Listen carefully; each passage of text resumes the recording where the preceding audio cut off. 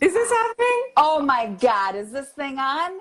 It's Is this on. thing on? Oh, Oh my God. mwah, Mwah, mwah, mwah. mwah. Kisses already. I am so happy to see you. I'm going to I'm turn you so happy. up. That's how happy I feel like we're like pioneering somehow. Like this is my first Instagram live with another person, and we're talking about love. I mean, What it could be just better? doesn't get better. What could be better? I think Um, the pioneers also, I got to say, in the love department. I'll say that. I just really, really, really love you and your work. Thanks. Mm-hmm. Well, just we don't have to do the bounce back of love, but let me do it. Okay. Before you got on, I was saying on the first live that I think the Four Noble Truths of Love is one of the most important books I've read on relationships. Yeah. And I really feel like I don't think I'm thinking about books I've endorsed and praised. I don't think I've ever said like this book should become a classic. But I feel like this is like, it is up there with the Four Agreements. It's a book that just, being an author, you just want it to just sell and sell and sell. But this is a gift. Yeah. Yeah. So should we talk about love? Thank you. Let's do it. Absolutely. Absolutely. Let's do it. Okay. Here's my this was the diamond for me out of the book, if I could sum it up. And if I could be so righteous as a fellow author to say this could have been the subtitle, that true love, real love, noble love, I'd like to hear what you would just want to call it, is about curiosity over conclusions. And that is counter to so much of what we get taught and fed in the relationship space. That we want to find, there's 7 ways to do things, and it's all about a conclusion. Are you going to stay together? Are you going to break up? What are the new rules of the relationship? How to talk to each other? Oh, right. So yeah, that's it for me. Do you want to riff on curiosity over conclusions? Absolutely. Absolutely. And you're right. Everything out there is the 7 ways to do this, or basically we could sum it all up by saying it's the 3 ways to make it completely safe. And right. it never will be. There's nothing less safe than love. And yet, and of course, it's the thing most of us want the most. And it happens to also be the thing that scares us the most. So it's the thing you want the most and the thing that scares you the most. You want to put something in place as a control. And okay, I understand that. But in so doing, you shut your heart down to yourself and to the other person, because you start to weigh everything as for me or against me in the interaction you're having with them. And, we just want assurances, and there are no assurances. And so when you hear from your partner something that is terrifying or something that is confusing, we just want to categorize it in some way that will make us feel less threatened instead of opening. Curiosity, which is also called curiosity to me is like the most underrated spiritual quality. Because to be really curious, you have to let your own agenda go. Can you, this may sound oversimplified, but what's your definition of curiosity? Awake. Awake. What's yours? How would you say it? Well, I'm going to go with that. Like, for me, curiosity and love are so related. Like, I feel so bereft. So I feel heartbroken when people aren't interested in other people's truth. Right. And, it starts with just like basic social stuff. Like, you go to a gathering or party, and I feel so let down when I leave that nobody asked anybody any questions, let alone a real question. And I get it. We're all just wounded, and we're just these vacuums walking around saying, attend to me, pay attention to me, ask me something. And I mean, my growth around that has been, well, I'm just interested anyway. So I'll just ask the questions. But I could see I had this little cloud of resentment that would always hang over. And it's come up in romantic relationships too, of like, I'm the one asking all the questions. And it's just like, and it's actually something I got from the Four Noble Truths of Love, is just, I forget the actual line, but just, I mean, the whole spirit of the book is just like, why not just set out to be the loving person in the relationship? Right. Like, great, I'm gonna not be an asshole and be keeping score about you being interested enough, and I'm just gonna love you and love it. And love the ride that we're on, which doesn't mean like the ride that we're on. It just means be on the ride that we're on.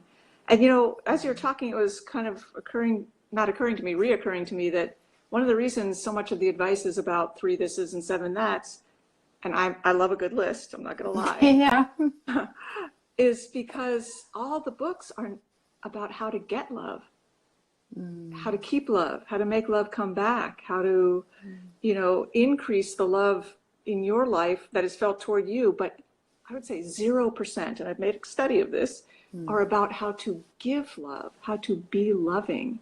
And when it comes to love, we all struggle with feelings of powerlessness, but there is a seat of power. There's one seat of power when it comes to love. What is it? As a lover. Say that again, you cut out. Sure. As a lover. As that one who seeks to give love. And that being the seat of power. That's the seat of power. Yes, God, it's so much. I mean, I've got a long way to go in perfecting it, but me too. The fluidity of that and the lack of, it's what's the opposite of toxic? Nourishing. Yeah. Yeah. It's problematic, I think, for many of us women who think that means putting yourself second or, you know, kowtowing. And it really, really doesn't.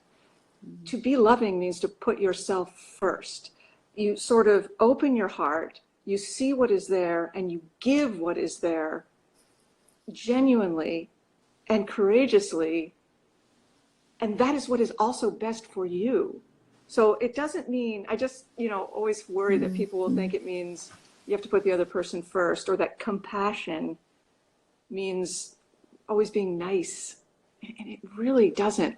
What all of this means, I think, curiosity and being loving and powerful, can be sort of summed up in one word, which is genuine. Be who you, can I say fucking? Oh, fuck, you're here. Yeah. Be who you fucking are. But, okay. And what happens when you're in that partnership and you aren't getting your needs met? There's not enough intimacy. There's not enough attention. Then what? Yeah. Well, then then curiosity is really helpful. What is going on here for this person? What is going on for me? And is this person, a good first question is this person capable of paying attention to me? Do they actually know how? Because many people don't. Yes. And you know why one reason that's an amazing question is because, especially, let's just say maybe the feminine identified population we love a project. Oh my God. We can help you become capable. Right. And that is it's been dangerous for me in the past. Like, let me boost your capacity to meet my needs. I totally get what you mean. It's like, you got this quality, I'm attracted to you, you're funny, you're nice, you're smart, whatever it is I want, and you have this problem. So there's a lot here in this structure. How can I build it out? And it's not, you know, that rarely works unless the person, except in some cases, when they're both of you are willing. Like I've been married now. In a few days it'll be my 20th wedding anniversary. Which what? That, you know why that makes me feel old? Because I read your article. I think it was in Shambhala almost 20 years ago about the debate to marry Duncan or not. And I remember you had your great pixie cut It did. And here we are. Yeah. Here we are. Well, if it makes you feel any younger, I wrote it probably 5 years after we were married. Oh, okay, that helps. Did I cut you off? Were you on a roll there? Okay. Because there's so much pain associated with relationship, I would love to talk about the 3 poisons that you write about in the Four Noble Truths. So the first poison is grasping. Can you talk about what grasping is? Mm-hmm. Yeah, sometimes also called passion, which is misleading because passion is good and it is good. But passion as grasping is, well, the best way to, I know when I'm in the grasp of grasping, when 2 things. 1, I have no sense of humor anymore about anything. And 2, I weigh everything that happens between me and this person, everything I see in the world, as either proof that this relationship will work or that it won't. Like the whole world narrows down to, is it happening? Is it happening? And I grasp onto everything as proof or denial that this thing is real. So it's very claustrophobic, all 3 poisons. These are not made up by myself, by the way. These are teachings of the Buddha. All 3 poisons shrink your mind into, like a little peanut. Passion, however, is wonderful. It gets a bad rap sometimes in Buddhist circles. But the Catholics are really down on passion as well. Yes. So, yeah. Passion creates problems in a beautiful way. The second poison is called aggression. And by the way, one of these poisons is your poison of choice. I mean, we all do all 3, but one of them is your go-to poison. Meaning an individual chooses one as their default poison? Seems to be that we have a predilection for one of the poisons over the others as our first line of defense. Like for me, grasping is the first line of defense, usually. For my husband, the second poison, aggression, is the first line of defense, which means I don't want what's happening to be happening. And I will do what I need to do to take it down, destroy it, erase it, get rid of it with in a good spirit or an evil spirit. But I just want it gone. I will kill the current reality at all costs. Exactly. Yes. Exactly. Yeah. That's perfectly said. And the third poison is both the most benign and the most dangerous. It is called ignorance, which is my second favorite, which means you just stick your head in the sand. You just refuse to look at what is happening. And your partner says, well, what about this problem? What about this issue? And you're like, what? Things seem fine to me. I don't know what you're so upset about. You just push it away. And all of these poisons, passion, grasping, aggression, and ignorance, shrink your mind into a hard ball. It's very difficult to love when your mind is shrunken like that. Does that make sense to you? That makes sense to me. I meditate to become a more loving person. That's one of the reasons I do it. I meditate for comfort. I meditate to be of service. Like if I'm going to bring down that light, I'm doing some work in the cosmos. And I would love for you to talk about the relationship between the mind, the mental faculty, and that clarity, and a fuller, more expanded heart. Like, how does meditation make you a more loving person, practically? I know, speaking? right? Yeah. I mean, it's a really good question. I'm going to plug this in because I'm getting a little low on battery. Don't want to lose you again. It's a really interesting question. Meditation is famously associated with compassion, but what you're doing is sitting on the ground, breathing. You're actually not doing anything. Of course, we want our meditation to have an outcome. We all come to it because we have a purpose, an agenda. Be more loving, be more kind, be more patient, have less pain. Great, that's great. However, to meditate, all of that gets set aside and you just sit and breathe. And you allow yourself to be as you are. In no way, shape, or form do you try to stop thinking, because that's crazy. Instead, you just sit with yourself and you see, oh, look at how beautiful and wonderful I am, and look at how cranky and vicious I am, and look at how vacuous and boring I am. And it just cycles on and on and on, and you stay without trying to manipulate. In my Buddhist world, that is called softening. You soften toward yourself, and it cannot be overstated, the powerful consequences of that softening. Because when you soften, a wall starts to come down, and you are able to see and feel the presence of others more directly, not quite through the lens of your nuttiness, which may be perfectly brilliant as well as nutty, but you see people as they are. So it's more direct and more raw. That direct rawness is compassion. Doesn't mean being nice. What do you think of the theory that you can't love somebody else until you love yourself? Well, what do you think? Well, if you want to go to the root, and we really, it's like, okay, it's oneness consciousness. So does it matter if I love you first or if I learn to love me first? I think sometimes learning, practicing the art of loving somebody else has you realize that you're a powerful person. I mean, you're seeing your own magic. And I don't think it's cliche to say that, there's a lot of wounds that have us grasping, and it messes things, things go awry when you don't have enough esteem. Yeah. Somehow when I hear you have to love yourself first, it makes me mad. I'm not sure why, but it makes me a little bit like, is it really that black and white? Because it doesn't feel that black and white. It's really good to have good self-esteem, and it's really good to like yourself. But I loved myself when someone loved me. So it sort of worked backwards. And I think it can work in both directions. And doesn't that make life seem so fair? Like, thanks for loving me. I can see my goodness now. We really are in this together. Yeah. Yes. Yeah. It's so loving. It's so good. So loving. And when people say you have to love yourself first, the thing that makes me grumpy when I hear that is, so then everything will be okay. You will attract the right person. You will have a healthy relationship. You will be exempt from certain problems. And that just doesn't happen.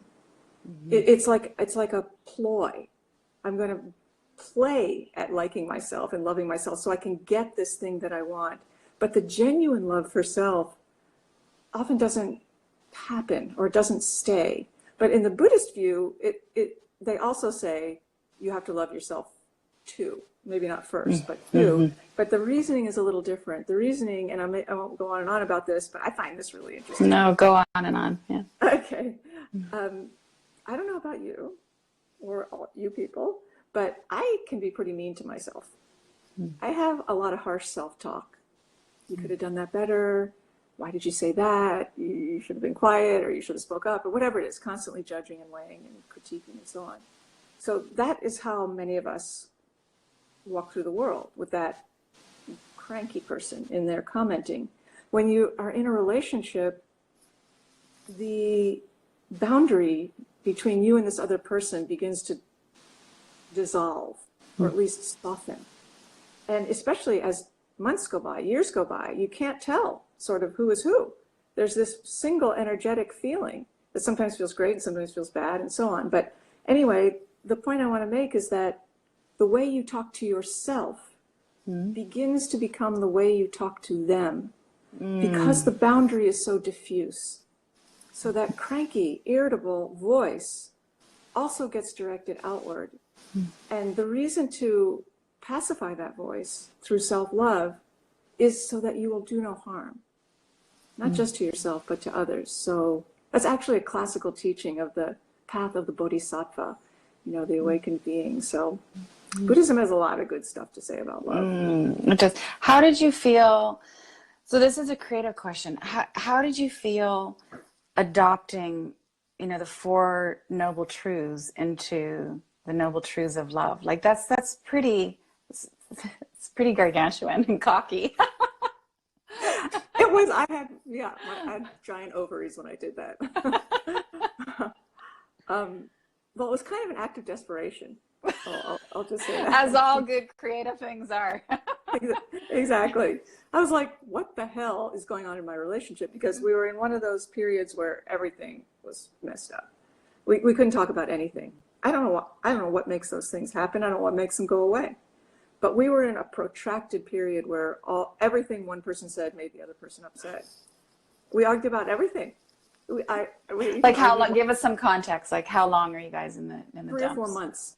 Well, okay, that's agitating. Yeah.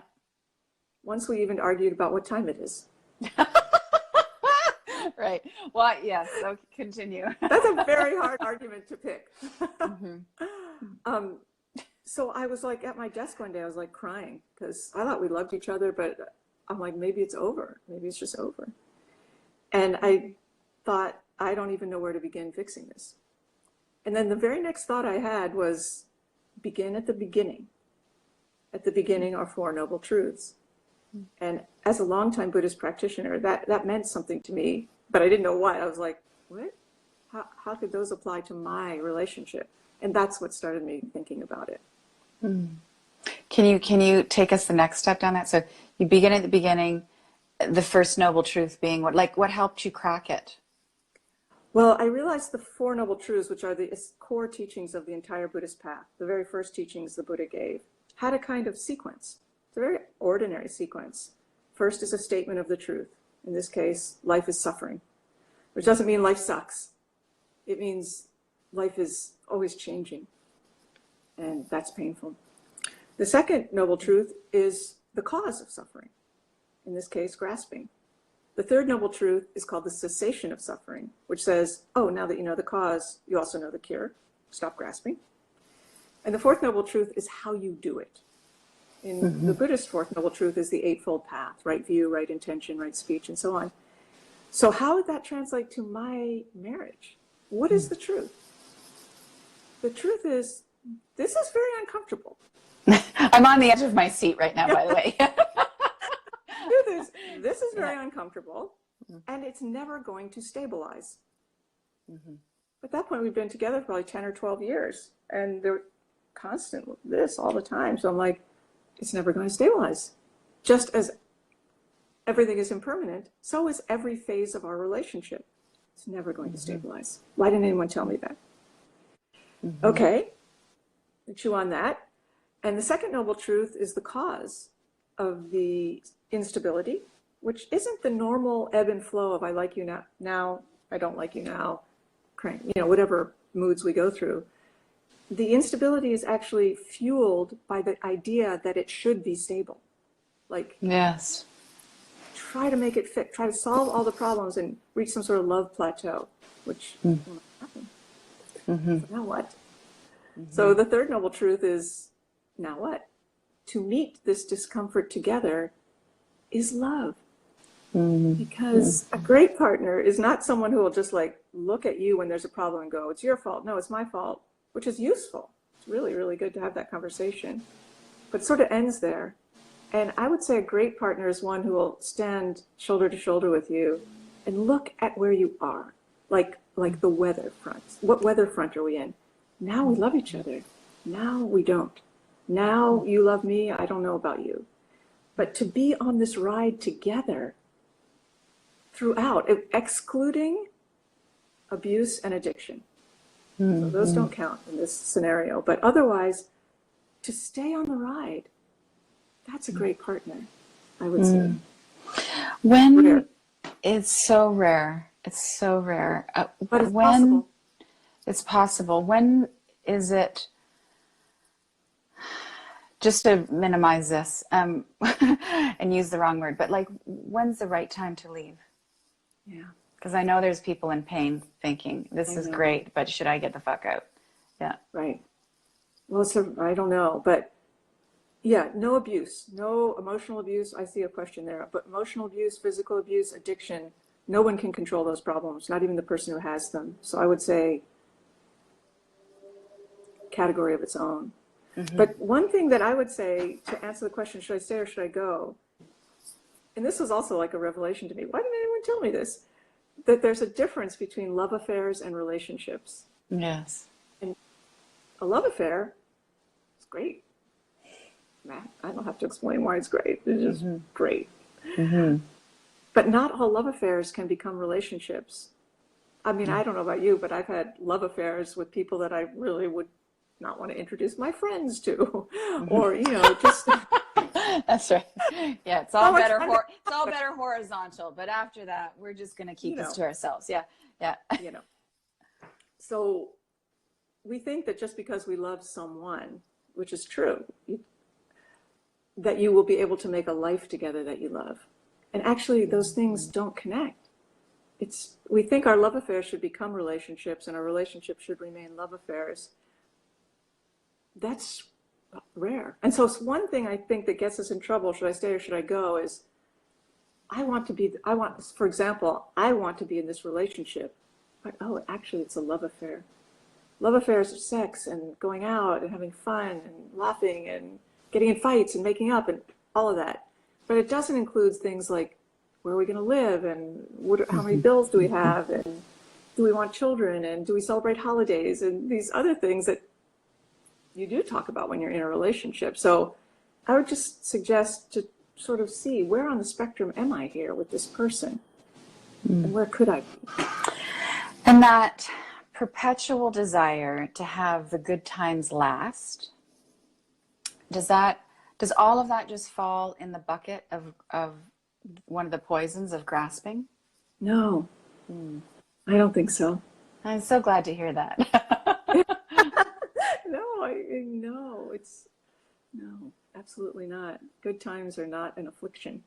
So within this teaching then, how do you, so you're saying green light, it's okay, yes, to make the good times last. How do you use mindfulness to, there's two ways to go. I mean, to both prolong that sweetness and then to sweeten the sweetness. Great question. So in the book, I quoted the Zen priest and poet, John Tarrant Roshi, who said basically my whole book in one sentence. So I'm a little upset with him. But it's the best sentence ever, or two sentences. He said, attention is the most basic form of love. Through it, we bless and are blessed. So that also speaks to our first point about curiosity. It's just attention. Can you place your attention on this other person and then remain attentive?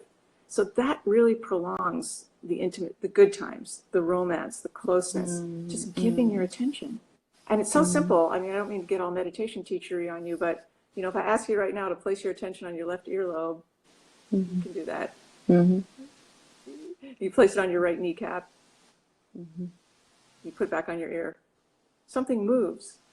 Yeah. That's your attention. You place that on the other person. It's very simple. It's very powerful. So that's one way, is to learn how to pay attention, which is also called mindfulness.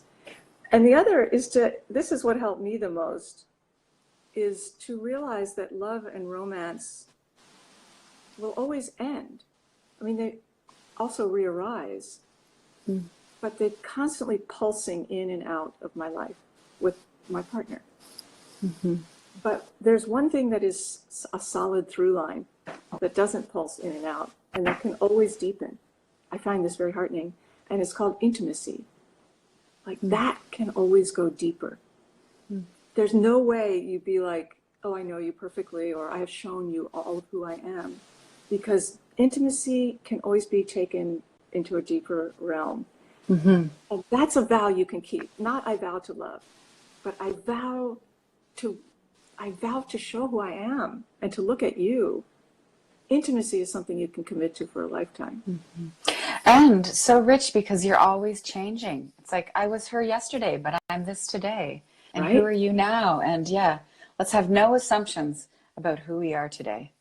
When my husband asked me to marry him, I was terrified because I knew I was not going to be whatever anyone thought a wife should be.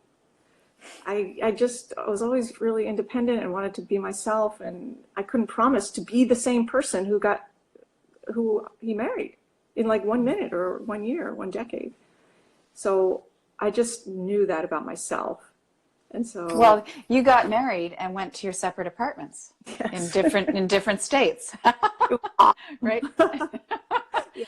And what made you, I mean, I love that story, but can you walk us through, like, what made you finally decide, well, it's time to live together? It was, how many years was it that you were married but lived apart?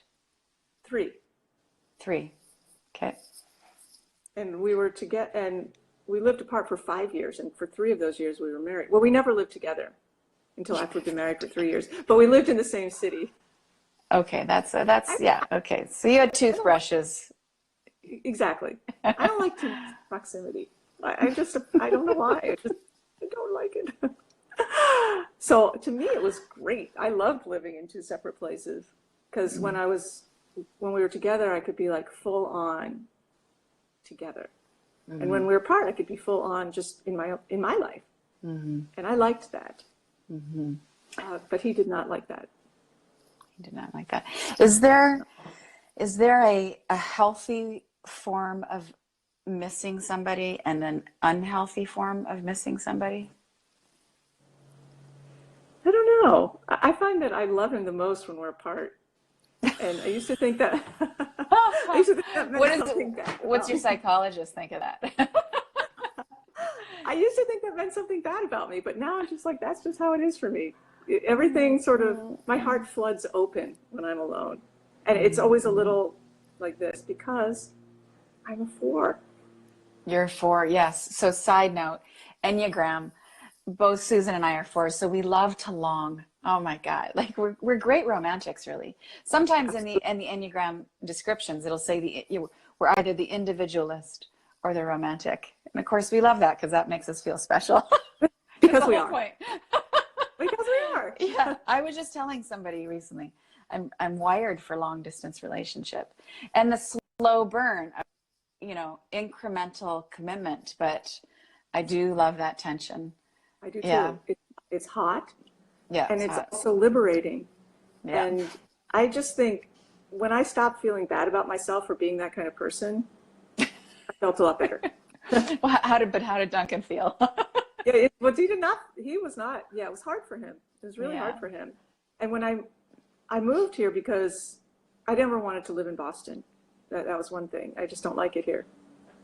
But I still live here. But I don't think we're going to live here forever.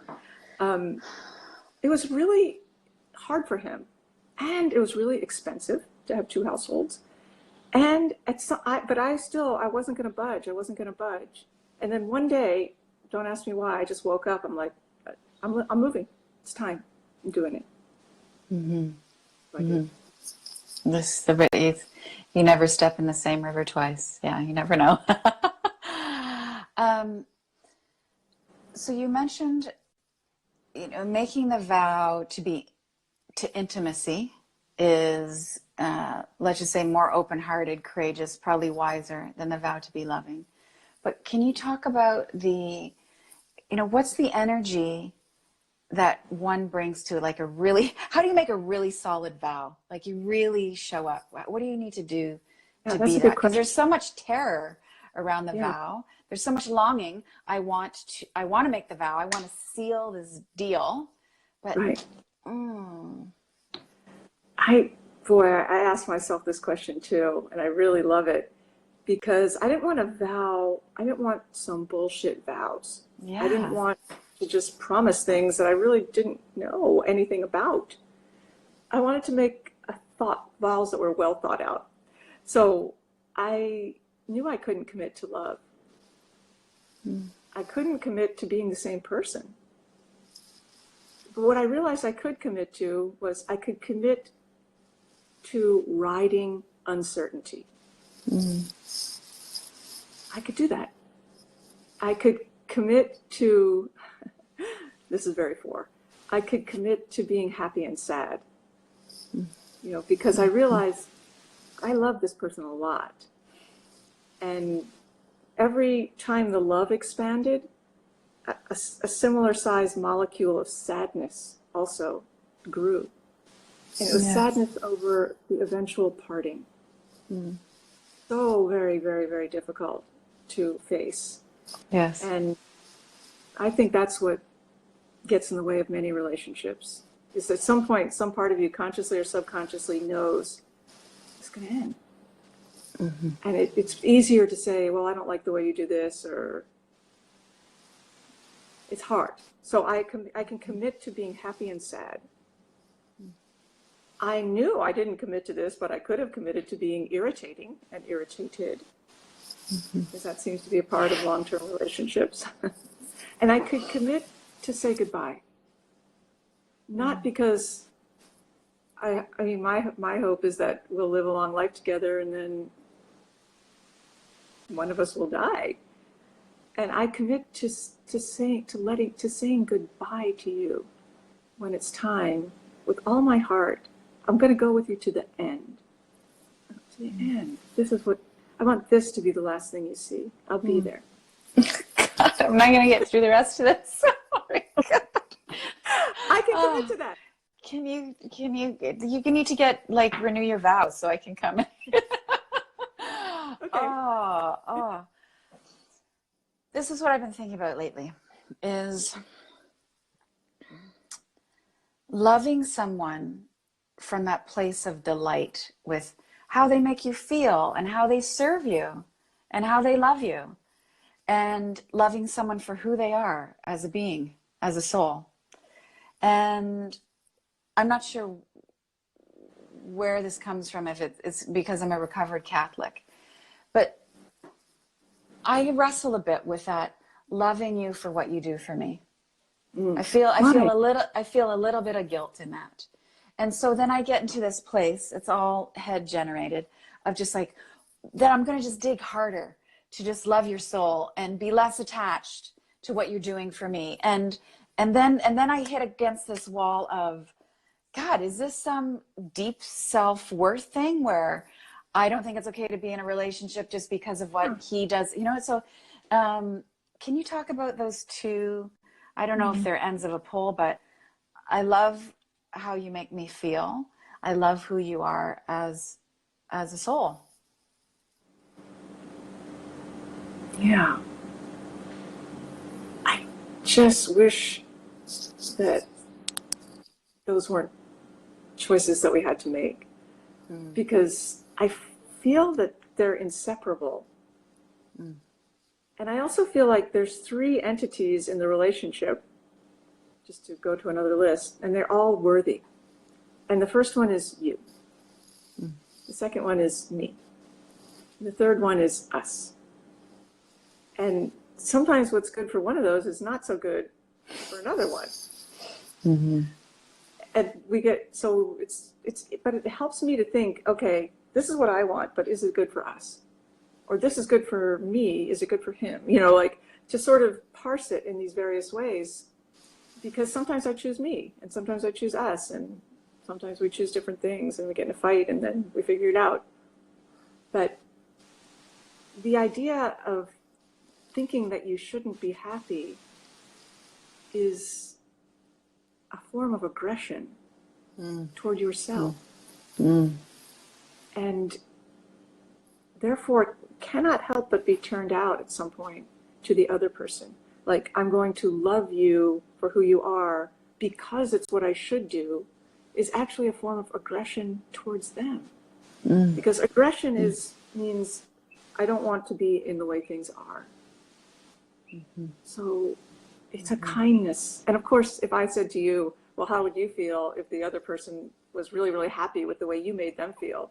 Of course, you'd be so happy. Yeah. You would be, you'd be so happy. Doing But it. you'd be grudging. Yeah, but you don't. I get love points. Right. So all good is good. You're a Good diamond. for you. Can I read something from your book to close us out? Or would you like to read it? Because some people read my stuff. I'm just like, just tell me what page, I'll do it. Do you want to read this? Okay.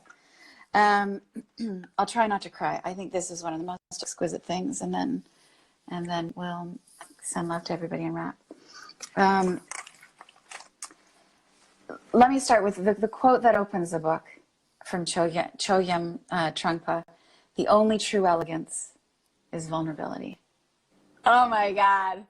That's Right? almost as good as the other line that I now forget from the, what was the other line that you're a little bit resentful because it's Attention so is great? the most basic. Right. Attention is the most basic form of love. And like Yeah. the only true elegance is vulnerability. Is like, mwah. Yes. Okay. Vulnerability is a prerequisite for love. What is the prerequisite for vulnerability? Uncertainty. What is the last thing we want to feel in our relationships? Uncertainty.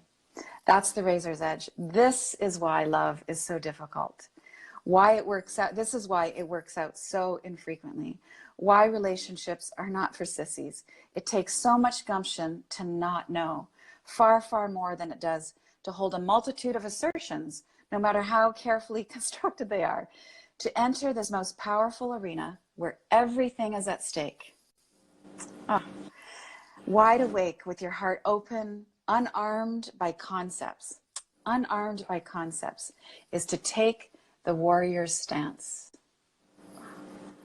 Rather than holding 1,000 lists and roadmaps in her hands, the warrior meets love alone, barehanded. Her weapons are the gentleness of opening to what is and the fierceness of allowing herself to feel.